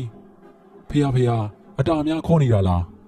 အဲ့ဒီအတွေ့အကြုံသူမလည်းခေါင်းနှပန်းကြီးသွားမိတယ်နားထဲမှာပဲ့တိမ်ထက်သလိုကြားနေရတာကြောင့်သူမလည်းစက္ကနဲ့ထားထိုင်နေညာဦးပိုင်းကသူအံပတ်ဆုပ်ပြီးတော့တည်သွားတာဖေဟာငါစီလာပြီးတော့၆လက်မီထင်ပါရဲ့ဒုက္ခပါပဲမိမသားပြီးကြောက်စိတ်ကချက်ချင်းဝင်လာရင်နဲ့ခေါင်းကျိန်းသွားတယ်အခန်းအပြင်ကိုလန့်ကြည့်တော့မီးအောင်လင်းနေတယ်ဒါဆိုရင်အဘမအိတ်သေးဘူးပေါ့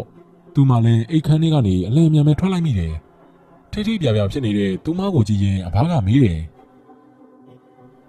ဘာဖြစ်လို့လဲလုံမလေးရဲ့ခွေးဥတန်ကြောင့်နိုးသွားတာလားအဲ့ဒါကြောင့်ခွေးလေးကိုမောင်းထုတ်ဖို့စံဖေးကိုခိုင်းထားတယ်မဟုတ်ဘူးအဘရဲ့ကျုံနမဲခေါ်တန်ကြလို့လမ်းလုံသွားတာကြက်သိန်းထားလို့မဲရဲတော့ပဲထွက်လာမိတာအဘရဲ့ကျုပ်ရဲ့စိတ်ထဲတမျိုးကြီးပဲတော့ပွင့်မော်ရဲ့အတန်ကိုကြားတာနဲ့ဖျားစင်ရှေ့မှာအိနေနေတဲ့ချင်းမြိုင်ကခေါင်းထောင်လာတယ်ဟုတ်လားပွင့်မော်ကြည့်ရတာနာရေးရှိလို့ပွင့်မော်စိတ်ချောက်ချားနေပြီထင်တယ်ဘာမှမဟုတ်ဘူးနဲ့အကိုစောင့်နေပေးမယ်ပွင့်မော်ကတော့ဟော်ရီပလက်ကလထိုင်မှာအိတ်လိုက်နော်နောက်တနေ့မနေ့အာယုံတက်ချိန်ဒေါ်စိန်ခက်ရွာသားတစုနဲ့ပင့်တန်က၅ပါးကတင်းချိုင်းမိကိုဥတီပြီးသွားနေတယ်စီမီရွာရဲ့ဒလေးရအစိမ့်အသေးအလောင်းကိုရွာပြင်ချက်ချင်းထုတ်ပြီးတော့နောက်ဆုံးနေမုံလွဲခင်မြေချရတယ်တန်က၅ပါးကဇီယတင်းချိုင်းမှာတရဏဂုံတင်ပြီးတဲ့နောက်အတာရဲ့အလောင်းကိုမြေချဖို့ပြင်ဆင်ကြတယ်ဒေါ်စိန်ခက်ကတားဖြစ်သူရဲ့နာမည်ကိုတကြောကြောခေါ်ရင်းနဲ့ကြည်ကွဲစွာငိုကြွေးနေကြတယ်ရွာသူတချို့ကဒေါ်စိန်ခက်ကိုဝိုင်းဝန်းဖြောင်းပြကြသလိုချက်ကြီးနဲ့ချက်စုကအလောင်းကိုမြေကျင်းနဲ့ချဖို့ပြင်ဆင်လိုက်ကြတယ်ချက်ကြီးတယောက်တငယ်ချင်းအတာရဲ့ပြူးရည်နေတဲ့မျက်လုံးအစုံကိုမိတ်ပြီးဖို့ချူးစားလိုက်တယ်ဟင်ချက်ကြီးအတာမျက်လုံးတွေကမိတ်လို့မရဘူးကွာအံ့ဩစရာပဲကွာချက်စုရဲ့ပြောကြောင်းချက်ကြီးကအလောင်းရဲ့မျက်လုံးတွေကိုမိတ်ဖို့အချိန်ချင်းကြိုးစားလိုက်တယ်ဒါပေမဲ့အချီးနီးပါပဲလုံးဝမိတ်မရတာကြောင့်ချက်ကြီးလည်းလက်လျှော့လိုက်တယ်ဒေါ်စိန်ခက်ကလည်းအတာရဲ့ရုပ်လောင်းကိုနောက်ဆုံးအနေနဲ့ကြည့်ရင်သေးထန်စွာငိုကြွေးနေကြတယ်အလောင်းကိုမြေပြန်ပို့ပြီးတဲ့နောက်ဒေါ်စိန်ခက်ကမေ့မျောသွားတာကြောင့်ရွာသားတွေကပဲထမ်းပိုးပြီးတော့ပြန်ခဲ့ကြရတယ်အဲ့ဒီအချိန်တကြီးဦးဝင်းရဲ့အိမ်ဝိုင်းထဲမှာတော့ရွာသားတွေကလှုပ်ရှုပ်နေတယ်တင်းချိုင်းကပြန်လာတဲ့သူတွေကအဲ့ဒီမြင်ကွင်းကြောင့်ထူးဆန်းသွားတယ်ဒေါ်စိန်ခက်ကိုပွေ့ချီထားတဲ့ရွာသားတွေကဆက်သွားကြပေမဲ့ရွာသူတချို့ကကြံရည်နေခဲ့တယ်တော်တို့လူစုံနေကြပါလားအဲ့ဒါဘာလုပ်နေကြတာလဲတကြီးသမီးမင်္ဂလာပွဲရှိလေတို့တော့တဝါကြီးစားရအောင်ပါအဲ့ဒါကြောင့်မန်းနဲ့ထိုးဖို့ပြင်နေကြတာဟာလုံအားပြီးရွာသားရဲ့ပြောကြောင်းရွာသူတွေကမျက်နှာရှုံးမဲ့သွားတယ်အလိုတော့တကြီးတို့စိတ်မမှန်ရဲ့လားရွာမှာနာရေးရှိတာသိရနဲ့သူကနာရေးနဲ့အပြိုင်တာကြီးလုံးမနဲ့တော့အံ့ဩပါရဲ့တကြီးကတို့ကိုပြောပြီးပြီဟာနာရေးရှိလို့ကိုဥအောင်လို့တာရေးလောက်တာတဲ့သူတို့မင်္ဂလာပွဲကရက်လက်တာကိုစောင့်နေရင်မင်္ဂလာပွဲနောက်ကျမှစိုးလို့တဲ့အရာရှိမင်းကဘီလက်ကိုသွားရမယ်ဆိုလားပဲဟာဩဒီလိုလားဒါနဲ့ဒီအကြောင်းကိုရွာကလူတွေအားလုံးသိပြီလားမသိသေးဘူးထင်တယ်ဟာငါတို့တော့မှစံဖေးလာခေါ်လို့အခုမှရောက်တာဒါဆိုရင်တော့ရွာနှံ့သတင်းထူကြီးညာရမယ်ကဲရောင်းမတို့ကြီးချီတက်ကြစို့တောင်ပိုင်းကိုရင်သွားကြမယ်ရွာသူတတိုက်ကအဲ့ဒီလိုပြောဆိုရင်းနဲ့အားကျိုးမှန်တဲ့ဆက်လျှောက်သွားတယ်သွားကြဟေးသွားကြဟာနင်တို့လည်းတနေ့အရက်ထဲလှည့်ပြီးအတင်းတုတ်တဲ့အလုပ်ပဲလုပ်နေတဲ့ကောင်မတွေလိုဝါပေးရွာသားကမချီမနဲ့လှမ်းပြပြီးတော့ခြံဝိုင်းထဲကိုပြန်ဝင်သွားတော့တယ်ရွာသူတတိုက်ရဲ့သတင်းဖြန့်ကောင်းမှုကြောင့်ပွင့်မော်ရဲ့မင်္ဂလာသတင်းကနေဝက်မတိုင်ခင်ပဲရွာနီးဆက်ချုပ်အားလုံးပြန့်နှံ့သွားတယ်တစ်ဖက်ရွာကလူတွေပါတကြီးပွင့်ထန်လာရောက်ပြီးမင်္ဂလာသတင်းမေးတာကြောင့်တကြီးရဲ့အိမ်မှာပွဲတော်ကြီးလာစီကားနေတယ်ရွာကလူတွေလည်းတကြီးအိမ်ကိုကလေးကအစုံရောက်နေကြပြီဒေါ်စိန်ခက်ရဲ့နာရေးမှာတော့6ကက်တိတ်ဆိတ်လျက်ပါစီးစရာကြီးနဲ့ရွာသူရွာသားအချို့ပဲရှိနေကြတယ်ဒေါ်စိန်ခက်ရဲ့နားတွေကိုတကြီးသမီးမင်္ဂလာပွဲတဲ့ရင်ရောက်သွားတဲ့အခါမှာတော့ရိုင်းဆိုင်လိုက်တဲ့တကြီးစာနာစိတ်မရှိလိုက်တာမင်္ဂလာပွဲလုပ်ချင်လေနာရေးပြီးမှာပေါ့အခုကကျုပ်ကိုတက်တက်ရွယ်ဆောင်နေလို့ပဲကျုပ်သားလေးဓမ္မလုံကနေစိတ်ချမ်းသာမှာမဟုတ်ဘူးသားကြီးအတာမ မင်းရဲ့ရက်မလေခင်မဲမင်းသိချစ်ပါတယ်ဆိုတဲ့မိန်းမကမင်္ဂလာယူတော့မဲကွအဖြစ်ဆိုးလိုက်တဲ့ငါသားလေးအတားကြီးနာနာချင်းချင်းရေရွတ်ငိုကြွေးနေရှာတဲ့ဒေါ်စိန်ခတ်ကိုကြည့်ပြီးတော့လူတွေအားလုံးစိတ်မကောင်းဖြစ်ကြတယ်အတာကတကြီးရဲ့သမီးကိုဘလောက်စုံမတ်တာဒေါ်စိန်ခတ်ကသားကိုဘလောက်ဖူးဖူးမှုတ်ထားတာငယ်မွေးချံပေါက်အားလုံးသိကြတာကြောင့်မျက်ရည်ဆိုးကြပါလေအဲ့ဒီအချိန်တကြီးရဲ့အိမ်ပေါ်မှာတော့ကဲသားနဲ့သမီးတို့ညနေဆိုမျိုးကခေါ်ထားတဲ့အချုပ်သမားတွေရောက်ကြလိမ့်မယ်မင်္ဂလာပွဲမှာဝတ်စားဖို့ရွေးချယ်ထားပြီလားကွကျွန်တော်ကတော့အချုပ်သမားလာမှပဲသူတို့ယူလာမယ်အစင်တွေကပဲရွေးလိုက်မယ်တည်းရဲ့ပွဲမော်အတွက်ပဲရေးကြည့်တာပါပွဲမော်ရောဘာစီစဉ်ထားလဲအထယ်စားကတော့ပွဲမော်မျိုးကပါလာတဲ့အစင်ကြီးရှိတယ်ကိုရဲ့ရွှေတဆုပ်ပဲပွဲမော်ဝတ်ဖြစ်မယ်အယောင်တော့မရွေးရသေးပါဘူးအချုပ်သမားတွေတောင်ရောက်တော့မယ်ဟာအယောင်ကျူရွေးထားတာကောင်းလိမ့်မယ်ပွဲမော်ရဲ့လာလေကျုပ်တို့ကဝိုင်းရွေးပေးမယ်မတ်တို့ကပွဲမော်ရဲ့အနာကိုဝင်ထိုင်လိုက်ရင်ပြောလိုက်တယ်ဟုတ်သားပဲသမီးလေးရဲ့သွားအယောင်သွားရွေကြီးကွဒေဒီတို့အကျွေးမွေးစင်းရင်လှုပ်လိုက်အောင်မယ်ပွဲမော်ကမတ်တုတ်တို့အပြူ၃ယောက်နဲ့အတူအခန်းထဲကိုဝင်ခဲ့တယ်မတ်တုတ်ကသူ့မကိုဂရင်မောဆွဲချလိုက်ရင်လည်းပြောတယ်လာစမ်းမဝေးနင်းကငါမေးစရာရှိတယ်မီးလီဘာလဲတော့နင်အတာဆုံးသွားတဲ့ကိစ္စနဲ့ပတ်သက်ပြီးတော့ဘလို့မှမခံစားရဘူးလားဘာခံစားစရာရှိလို့လဲအမှုသမားအန်ဘတ်ဆိုပြီးသေးတာဘာဆန်းလဲအတာလိုကောင်ကိုယူမိရင်ငငယ်ရွယ်ရွယ်နဲ့ကျုပ်မုတ်ဆူးမဖြစ်မှာပေါ့တော့ကျုပ်ကကိုချင်းမြိုင်ကိုပဲနှစ်ကာချစ်မိနေပြီပွင့်မော်ကပြောရင်းနဲ့အဝေးပီလိုရှိတဲ့စီကိုရှောက်သွားတယ်နင်ကသာဘာမှမခံစားရတာအတာအမေဒေါ်စိန်ခတ်ကြီးကနင်းကိုမကြည့်နဲ့ဘူးသူ့သားသေးတာနင်းကြောင်ဆူပြီးတော့ရေးနင်းအဖေကလည်းသူများနာရေးဖြစ်မှမင်္ဂလာပွဲထားလို့တာကိုဟိုကအမြင်ဆောင်နေတာဗောကြီးဘာဆိုင်လဲမတ်တို့ရဲ့သူ့သားသေးသေးမသေးသေးမင်္ဂလာပွဲကအမြန်စီစဉ်ကြမှာပဲ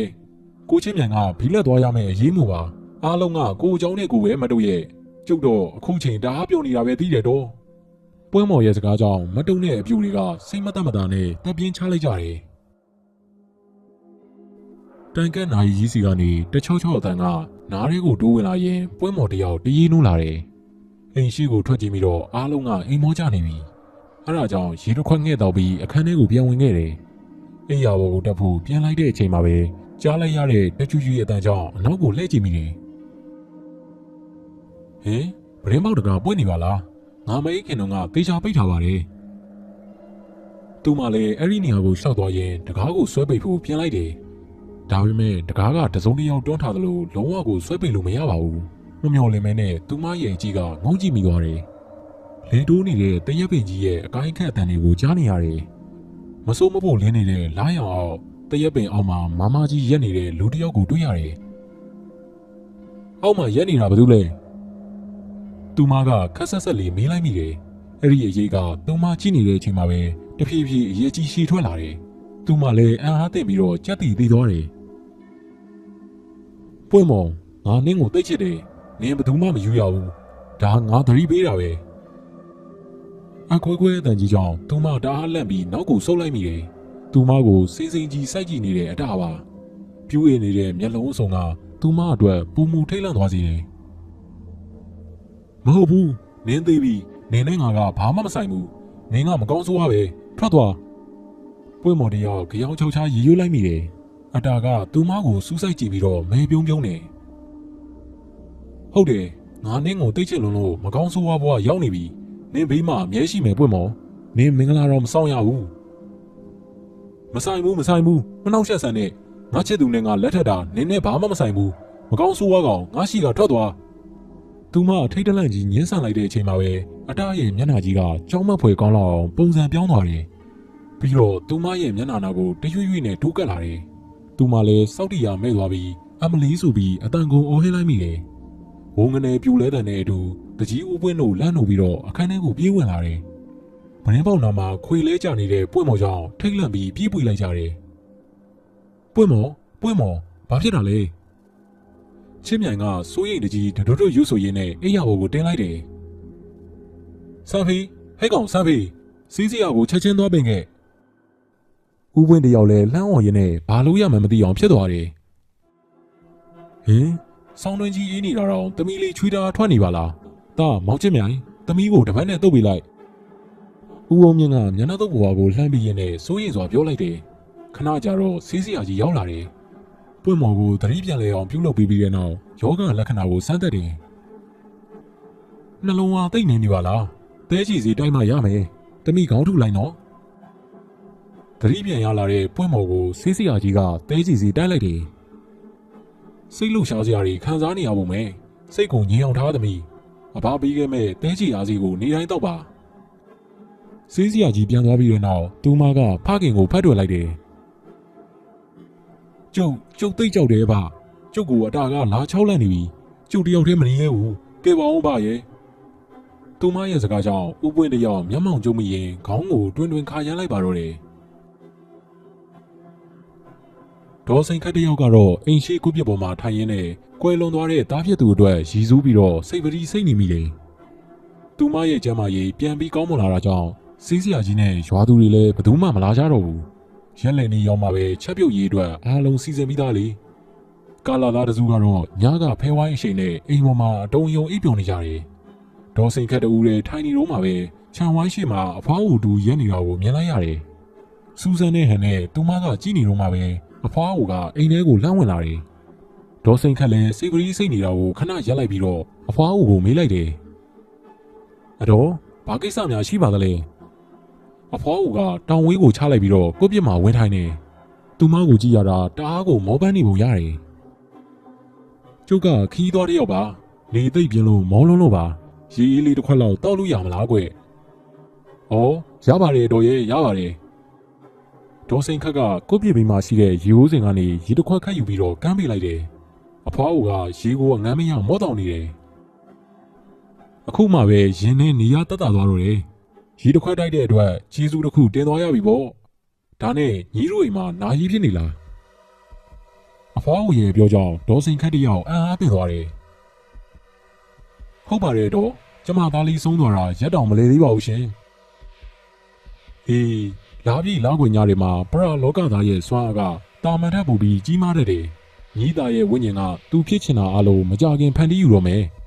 ။ရှင်တကယ်လားတော်ရဲ့ကျမသားလေးကျွတ်လို့အောင်ဘာတွေများလုပ်ပေးနိုင်မလဲရှင်။ဘာမှလုပ်လို့မရဘူး။ဖြစ်တဲ့နာအလုံးဖြစ်သွားလိမ့်မယ်။သူ့ဆန္ဒတွေပြီးမြောက်မှာပဲဒါတွေကအဆုံးသတ်သွားမှာ။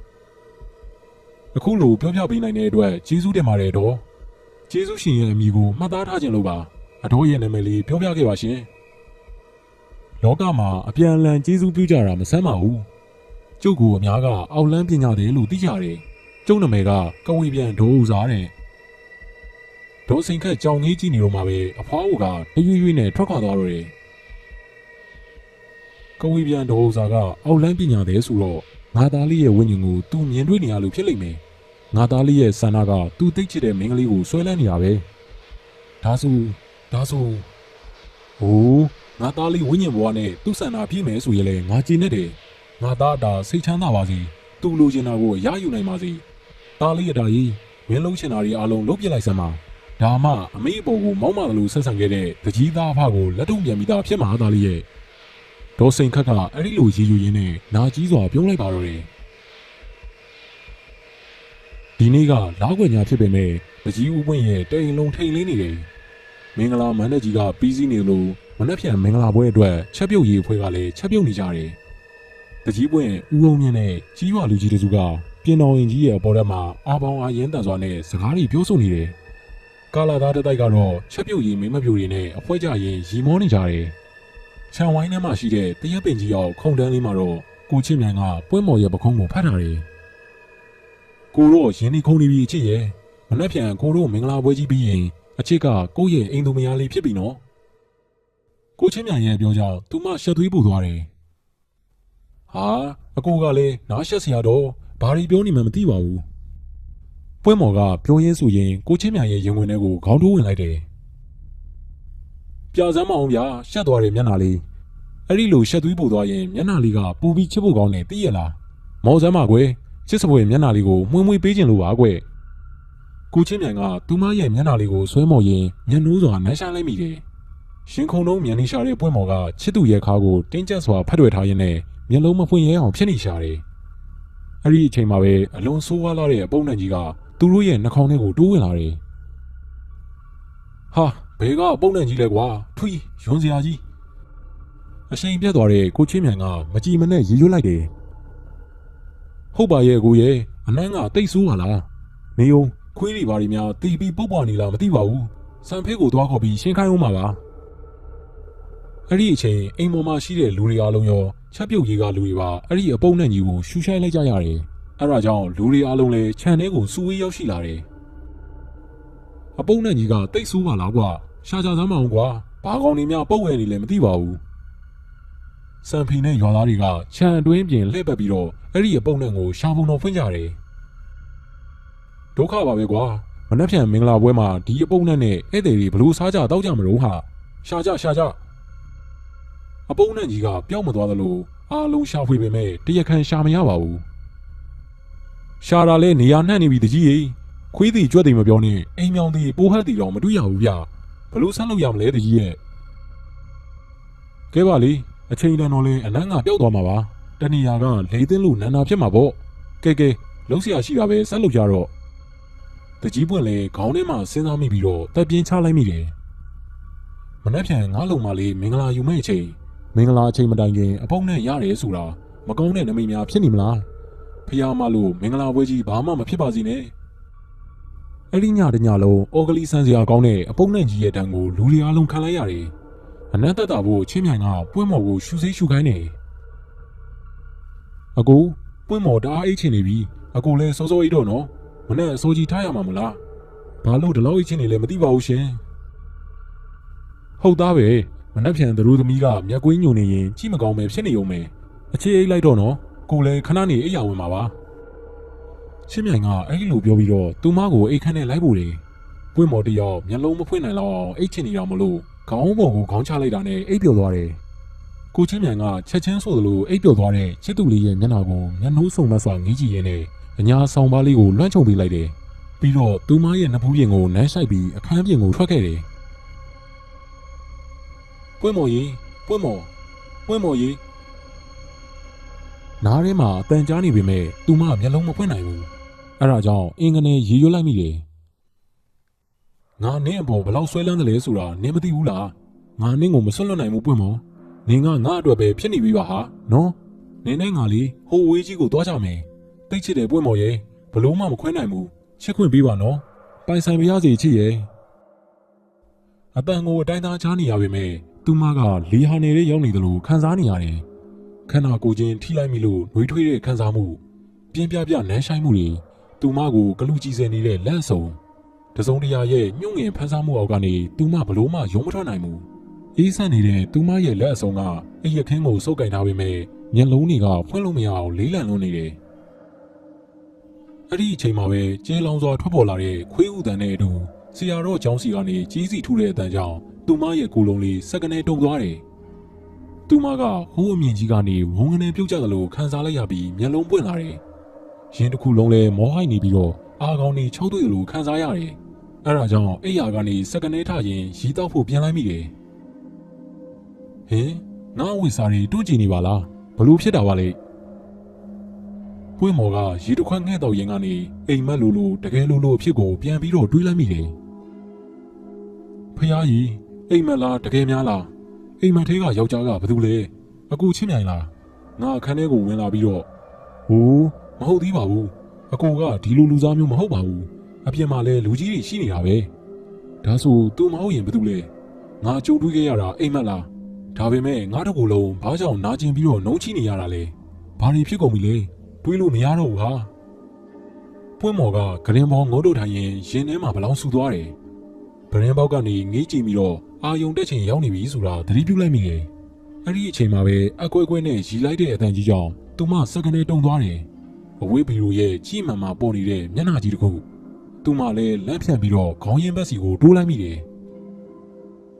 ပွင့်မော်ဒါကအိမ်မမဟုတ်ဘူးနင်းကငါအရယူလိုက်တာ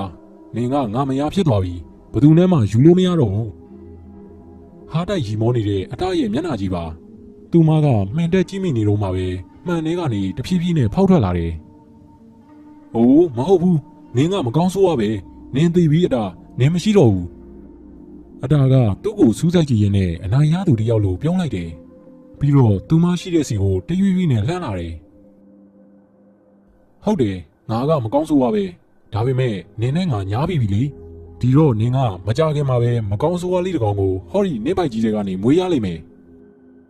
အတာကသူမရဲ့နာကိုကတ်လာရင်သူမရဲ့ဘိုက်ကိုလက်ညှိုးထိုးပြလာတယ်သူမလည်းစောက်တီရမဲလောက်အောင်ခြောက်ချားသွားတယ်မခံမရဲနိုင်မှုကြောက်ရွံ့မှုဒေါသတရားတွေရောပြွန်းပြီးတော့တောတော့ခေါင်းကိုရမ်းပြစ်လိုက်တယ်မဟုတ်ဘူးဒီလိုမဖြစ်စေရဘူးနင်ကတရေဖြစ်နေပြီတာနင်နဲ့ငါနဲ့ဘာမှမပတ်သက်ဘူးနင်ငါ့ကိုမနှောက်ယှက်နဲ့နင်ပြောတာတွေကိုငါယုံလည်းမယုံဘူးမကြားချင်ဘူးသွားထွက်သွားသူမကရှိုက်ကြီးတငယ်ငိုကြွေးရင်းနဲ့အာကောင်ချစ်ပြီးတော့အော်ဟစ်ပြလိုက်တယ်ပွင့်မောဘာဖြစ်တာလဲနင်ဘာဖြစ်တာလဲမတုတ်ကတန်တော်ရီယူရင်းနဲ့သူမကိုထွေးပွေထားလိုက်တယ်သူမလည်းရှိုက်ကြီးတငယ်ငိုကြွေးရင်းနဲ့မတုတ်ကိုဖတ်ထွက်ထားမိတယ်သူမရဲ့အဖြစ်ကသူများကိုပြန်ပြောပြဖို့တော့မသိတဲ့ဖြစ်ရလေဟောအိမ်မဆိုးတွေမတ်လို့လားပွင့်မော်ရဲ့မငုံနဲ့တော့နော်ရေမိုးချိုးအလှပြင်ဆင်ရမယ်လေမတုတ်ကနင်းကိုနှိုးဖို့ဝင်လာတာတိတ်တော့နော်စီမီတရွာလုံးဓာတ်ဆက်တန်ကြီးညမ်းနေတယ်လို့ဒီနေ့တရွာလုံးမီးကိုတိတ်ပါကလေးတငယ်အချို့ကဓာတ်ဆက်ကြီးကထွက်ပေါ်နေတဲ့တချင်းတန်နဲ့အတူခုံပေါက်စော်ကစားနေကြသလိုရွာသူရွာသားတွေကလည်းဖီလိန်ပြင်ဆင်နေကြတယ်မကြခင်အချိန်မှာတကြီးသမီးပွင့်မောင်နဲ့အရာရှိလေးကိုချင်းမြိုင်တို့ရဲ့မင်္ဂလာအချိန်ကြားရောက်တော့မှလေတကြီးဦးပွင့်ရဲ့ခြံဝိုင်းထဲမှာတော့လှပခမ်းကြတဲ့မန်းတက်ကြီးကဟီးနေတယ်လို့ပြင်တော်အင်ကြီးအတွင်းမှာလည်းဂရီဘာကော်စောတွေကိုအပြည့်ခင်းကျင်းထားတယ်သတို့သားချင်းမြိုင်ကအင်ကြီးရဲ့အောက်ထက်အခန်းထဲမှာအဝတ်အစားလဲလှယ်ဝတ်ဆင်နေတယ်လို့အပေါ်တဲ့အင်္ဂန်ထဲမှာတော့ရွှေတဆုပ်အနီရောင်လေးနဲ့သတို့သမီးလေးပါသတို့သမီးပွင့်မော်ကမှန်တင်ကုန်ကြီးရှင်မှာငြိမ်သက်စွာထိုင်ရင်းနဲ့မိမရှာတူကသူမကိုမျက်နှာချဲသားပေးနေတယ်အလှကြီးလှနေတဲ့အနီရောင်သတို့သမီးလေးကကြည်မှန်ကိုစိုက်ကြည့်ရင်နှလုံးမရှက်ငြိမ်သက်နေရှာတယ်သူမရဲ့စိတ်တွေကတော့လက်ရှိကာလနဲ့ကင်းမဲ့စွာတစုံတရာကိုတွေးတောနေတယ်ငါတကယ်ပဲတရေအတာရဲ့အထမပြုချင်တာခံခဲ့ရတာလားသူပြောသလိုငါမွေးတဲ့ကလေးကမကောင်းဆိုးဝါဖြစ်နေမလားမကြခင်အကိုနဲ့ငါနဲ့လူကြီးဆောင်ရအပေါင်းအသင်းနေရှိမှာမင်္ဂလာပွဲကြီးကျင်းပရတော့မယ်ငါ့ကိုတိတ်မြတ်နိုးတဲ့အကိုအတွက်မတန့်ရှင်းတဲ့ငါခန္ဓာကိုယ်ကြီးကိုပေးရတဲ့လားငါကမကောင်းဆိုးဝါးတစ်ကောင်ရဲ့ခြေတော်တင်တော်ကိုခံထားရတဲ့မိန်းမတစ်ယောက်ဖြစ်နေပြီငါဘာလုပ်တင်လဲငါဘာလုပ်ရမလဲအဲ့ဒီအချိန်မှာပဲရုတ်တရက်ထွက်ပေါ်လာတဲ့ရည်တန်းတစ်ခုကြောင့်သူမလည်းမျက်တောင်ဖြတ်ကနေခတ်သွားမိတယ်ကြည်မှန်ထဲမှာရဲပြုံးပြီးကြည့်နေတဲ့သူမရဲ့မျက်နှာတစ်ခုနင်ကတစီတရေအတားရဲ့မယားဖြစ်နေပြီလေအခုမင်္ဂလာပွဲကျင်းပဖို့နင်လိပ်ပြတတ်ရင်လားနင်မွေးတဲ့ကလေးကလည်းတရေလေးပဲဖြစ်လာမှာနော်အဲ့ဒီအခါကျမှနင်သိချစ်ပါတယ်ဆိုတဲ့နင်လင်ချစ်မြန်ကနင်ကိုတိတ်မုံပြီးစွန့်ပစ်သွားမှာပတ်ဝန်းကျင်မှာလည်းနင်အဆက်ကွဲမှာမိမော်ရဲ့နင်ဘာလုပ်တဲ့လဲဆိုတာမသိသေးဘူးလားသူမကအံ့အားသင့်စွာငေးဆိုင်ကြည့်နေလို့မှပဲရီမောနေတဲ့သူမရဲ့မျက်နှာကြီးကပျောက်ကွယ်သွားတယ်ကြည်မှန်တစ်ချက်လုံးကလည်းရင်ငွေးရတယ်လို့မှုံဝါးသွားတယ်ကြည်စမ်းမအောင်ပွင့်မော်ရငတာတို့ဘလောက်များတော်လိုက်လေလူဘွားမှာမလုံနိုင်ခဲ့တာတွေတရေဘွားနဲ့အားလုံးဖန်တီးနိုင်တယ်နင်းရဲ့ခန္ဓာကိုယ်လည်းငါရပြီလေနင်ငါ့ကိုချစ်ချစ်မချစ်ချစ်နင်ကတရေကြီးအတားရဲ့မယားဖြစ်တော်ကြီးဟာနင်ဘာလုပ်မလဲရှေ့ဆက်မလားရက်ပြစ်မလားရှေ့ဆက်ဖို့ကြိုးစားရင်တော့တရေကြီးအတားရဲ့အကြောင်းနင်သိပါတယ်မရရတဲ့နည်းနဲ့နင်တို့ရဲ့ပွဲကိုဖျက်ဆီးပြစ်မယ်စမ်းကြည့်လိုက်စမ်းပါငါမယားပွင့်မော်ရဲ့စမ်းကြည့်လိုက်စမ်းပါဆန်းဆုပ်ရွံရှာဝဲမျက်နှာကြီးနဲ့အကွဲကွဲအတန်ဆိုးကြီးကြောင့်သူမရဲ့မျက်လုံးတွေပြဝေမတက်တုံလို့သွားတယ်စိတ်ခံစားမှုတွေကြောင့်သူမရဲ့ခေါင်းထဲမှာမိုးနောက်ပြီးတော့ကိုယ်နှလုံးခုန်တန်ကိုပြန်ကြားနေရတယ်မဟုတ်ဘူးတော်ပါတော့မကြားချင်ဘူးငါဘာမှမကြားချင်ဘူးသူမလည်းနားနှစ်ဖက်ကိုလက်နဲ့အုံရင်းနဲ့အော်ဟစ်ပြီးဝုန်းကနေထားရလိုက်တယ်ထင်မထားတဲ့သရိုးသမီးရဲ့အဖြစ်ကြောင့်သရုံးပြင်ပေးနေတဲ့မိမရှာကလည်းလန့်ဖြန့်သွားတယ်အမလီတောက်ပလို့တော့ဟင်သရိုးသမီးဘယ်လဲမသွားနဲ့လေပွင့်မော်ကမိမရှာကိုဝင်တိုက်ပြီးတော့အခန်းထဲကပြေးထွက်သွားတယ်အင်ကြီးပေါ်မှာရှိတဲ့လူတွေကသရိုးသမီးရဲ့အမူအရာကြောင့်အံ့အားသင့်သွားကြတယ်ဟဲ့လုံမလေးဘယ်သွားမလို့လဲမင်္ဂလာအချိန်ရောက်တော့မယ်လေမပြေးနဲ့လေ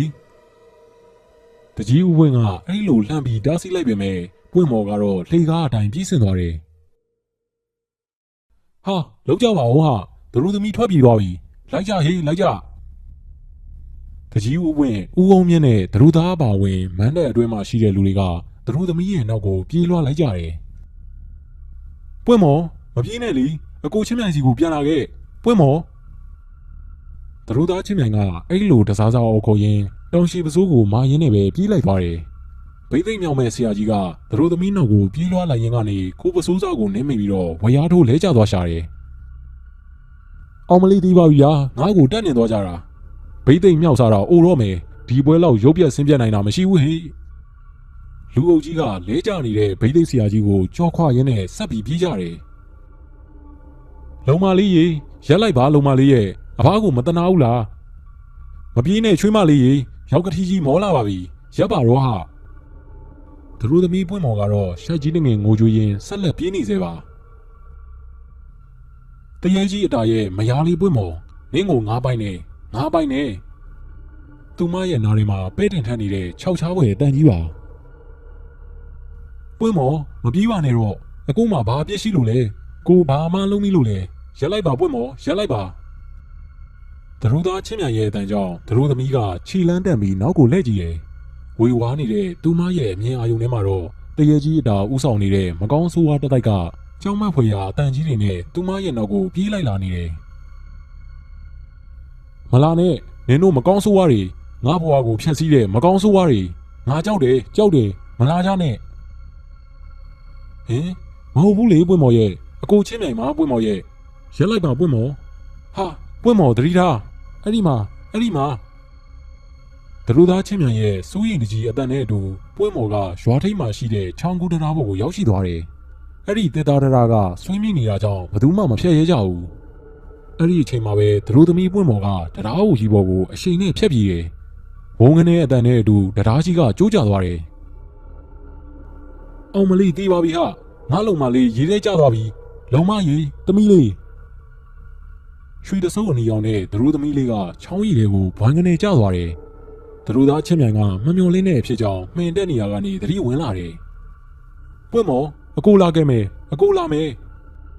သူတို့သားချင်းမြိုင်ကကြွေးကြော်တန်တဲ့အတူချောင်းထဲကိုဂမူးရှူလိုပြေးဆင်းသွားတယ်ရွာသားတချို့လည်းရေထဲကိုဝိုင်းဆင်ရင်သူတို့သမီးကိုဆယ်ယူကြတယ်လူတွေအားလုံးလည်းစိုးရိမ်တကြီးနဲ့ချောင်းဆက်ကနေဝိုင်းပြီးတော့ကြည့်ရှုနေတယ်ဖေဟာလုံမလေးဘာမှမဖြစ်ပါစေနဲ့ငါထင်တဲ့အတိုင်းပါလားမင်းညကအပုံနဲ့ကြီးရခဲ့တာဒါကမင်္ဂလာပွဲအတွက်နမိတ်ဆိုးကြီးပဲဆယ်ကြပါလုံမလေးကိုရအောင်ဆယ်ပေးကြပါတကြီးဦးဝင်းကငိုတန်ကြီးနဲ့အော်ဟစ်လိုက်ရှာတယ်အဲ့ဒီအချိန်မှာပဲသူတို့သားချင်းမြိုင်နဲ့ရွာသားတွေကပွင့်မော်ကိုဆယ်ယူရင်းချောင်းဆက်စီကိုကူးခတ်လာတယ်လူတွေအားလုံးလှုပ်လှုပ်ရှားရှားဖြစ်သွားရင်လည်းချောင်းဆက်ကတက်လာသူတွေကိုဝိုင်းပြီးတော့ကူညီကြတယ်ဒါပေမဲ့ရွှေတဆုပ်အနီရောင်နဲ့သူတို့သမီးလေးရဲ့နှလုံးခုန်တန်ကိုတော့ဘယ်သူမှမကြားနိုင်ရှာတော့ပါဘူးဒီဖြစ်ပျက်တွေဖြစ်ပွားပြီးတော့လာပေါင်းများစွာကြာမြင့်တဲ့အခါစီမီရွာလေးရဲ့ရွာဦးစီရီရင်မြပေါ်မှာရဟန်းတစ်ပါးကတရားရှုမှတ်နေလို့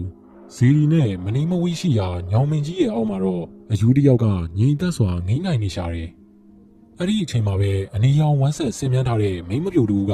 အဲ့ဒီညောင်မင်းကြီးရဲ့အနီးကဖျက်လျှောက်ရင်းရင်ပြင်းတော်ဘောကိုတက်ဖို့ပြန်လိုက်တယ်